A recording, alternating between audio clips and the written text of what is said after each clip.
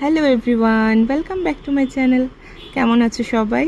আজকে তোমাদের সাথে শেয়ার করব আমার বাংলাদেশ ট্যুর থেকে সেকেন্ড ব্লগ।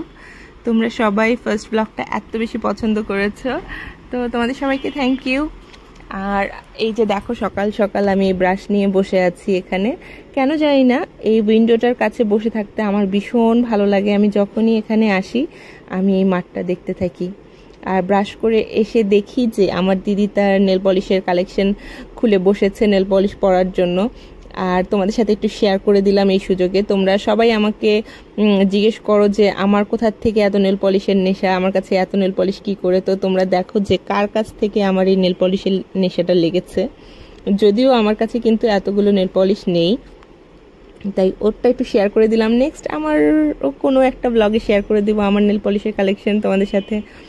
আর আজকে আমার একটা ফ্রেন্ডের সাথে আমার মিট করার কথা, বাট দেখো কি অবস্থা। আজকেই নামতে হলো বৃষ্টি, আর এত পরিমাণ বৃষ্টি হচ্ছিল, আমি তো ভালো আমাদের প্ল্যান ক্যান্সেল হয়ে যাবে।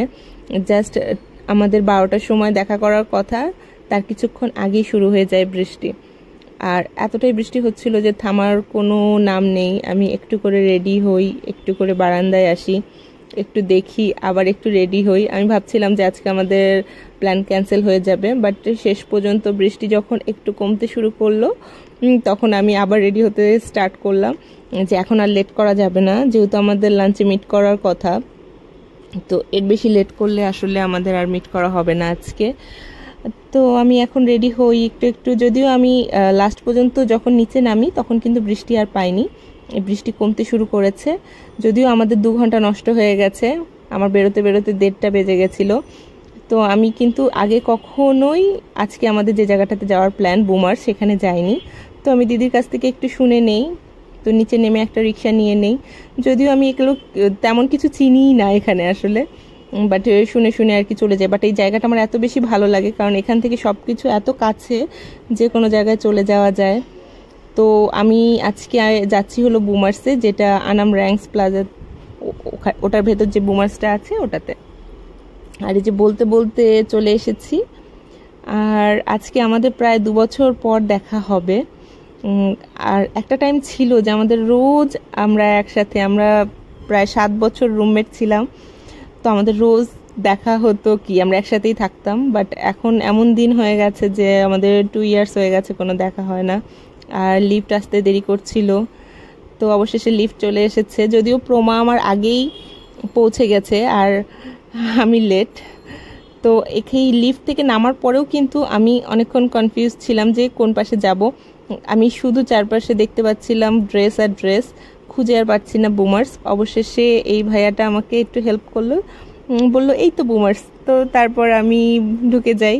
আর তোমরা সবাই হয়তো প্রমাকে চেনো, যারা আমাকে চেনো তারা হয়তো প্রমাকে চেনো, বাট যারা শুধুমাত্র আমার ইউটিউবে সাবস্ক্রাইবার তারা হয়তো তোমাকে তোমরা চেনো না। সো এই যে আমার ফ্রেন্ড, দেখো সে ভীষণ লজ্জা পাচ্ছে, কারণ আমরা তো আগে কখনো ব্লগ করতাম না, যখন আমরা মেডিকেল একসাথে ছিলাম এতটা টাইম করতাম না। তো এখন আমি হুট করে একটু ব্লগ বানাই, তো সে এটা নিয়ে আর কি একটু লজ্জা পাচ্ছিল, তাও একটু হাই করে দিল তোমাদের।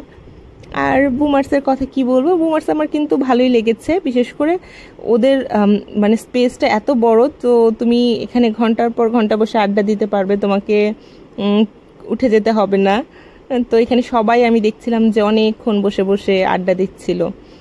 আর এখানে কিন্তু সেলফ সার্ভিস ছিল, তো একটু বসে আমরা গল্প করি। গল্প করার পরে এই যে একটু ঢং ঢং করছিলাম, একটু ক্লিপ নিচ্ছিলাম নিজের। তো তারপর আমরা ঠিক করি যে গিয়ে এখন ফুডটা নিয়ে নিতে হবে, কারণ অনেকটা লেট হয়ে গেছি আমরা, প্রায় 2:30টার মতো বেজে গেছিলো। আর এখানে ছিল হলো কম্বো প্ল্যাটারগুলো, সেগুলো আমরা নিয়েছিলাম। তো আমরা ফার্স্টে ভাবলাম যে ফ্রাইড রাইস খাবো, পরে ভাবলাম যে না চাউমিন খাবো, কারণ আমরা ডিসিশন নিতে পারছিলাম না যে কোনটা ভালো হবে। এই জন্য ভাবলাম দুটোই নিয়ে নেই অল্প অল্প, যাতে খারাপ হলে পুরোটা লস না হয়। তো তারপর আমরা এখানে ওদের যেটা ছিল কম্বো প্যাক, ওটাই অর্ডার করেছিলাম। এটা মনে হয় একটা 400-এর মতো ছিল, আমার ঠিক মনে নেই। আর তারপর সবচেয়ে অদ্ভুত ব্যাপার হলো, প্রমা সারা জীবন সে মিষ্টি খেত, সবসময় মিষ্টি খেত, স্পাইসি কিছুই লাইক করতো না। বাট কেন জানি না তার নাকি এখন টেস্ট বাড চেঞ্জ হয়ে গেছে। সে আর কোনো প্রকার মিষ্টি আইটেম এখন অত বেশি পছন্দ করে না। সো সে বেছে বেছে নিচ্ছিল যে কোন চিকেন আইটেমগুলো স্পাইসি হবে। আমরা টোটাল 3টা চিকেন আইটেম নিয়েছিলাম, কারণ আমরা আসলে অন্য কিছু ট্রাই করতে চাচ্ছিলাম না। তো আমরা চিকেনের আইটেমগুলোই নিয়েছিলাম। তো বেছে বেছে যেগুলো স্পাইসি হবে সেগুলো সে নিচ্ছিল। সে এখানে আগেও এসেছে, তো তার পছন্দ মতোই আমাদের ফুড অর্ডার করা হলো। তো তোমরা দেখতেই পাচ্ছ এটা আমাদের প্লেট রেডি হয়ে গেছে। আর আরেকটা জিনিস হলো, তার সাথে কিন্তু তার একটা বেবি আছে, তো বেবিও এসেছিল। আর বেবির জন্য আমরা অর্ডার করেছিলাম হলো বার্গার আর ফ্রেঞ্চ ফ্রাই, কারণ বেবি বার্গার খুব পছন্দ করে। তো এই যে আমাদের ফুড রেডি। এরপরে আমরা দুজনের ফুড নিয়ে বেবিটা নিয়ে চলে আসলাম।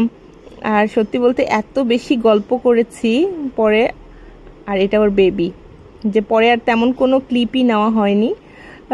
বেবি অনেক ঠান্ডা, খুব একটা বেশি একদমই জ্বালায় না, চুপচাপই থাকে, ঠান্ডা চুপচাপ, আর জোরে কথা বললে ভয় পায়। আর এটা ছিল আমাদের ফুড। তো তারপর আমরা ফুড এনজয় করি, অনেক অনেক গল্প করি। আর ফুড খাওয়ার পর আমরা বিকেলের দিকে ভেবেছিলাম যে ধানমন্ডি লেকে যাব, বাট বৃষ্টি ছিল দেখে আর যাওয়া হয়নি। এরপর আমরা এখানেই কফি খেয়ে নেই।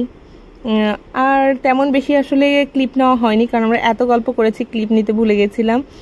দুটো একটা পিকচার ক্লিক করেছিলাম, সেগুলো তোমাদের সাথে শেয়ার করে দিলাম। কেমন লাগছে আমাদের জানিও।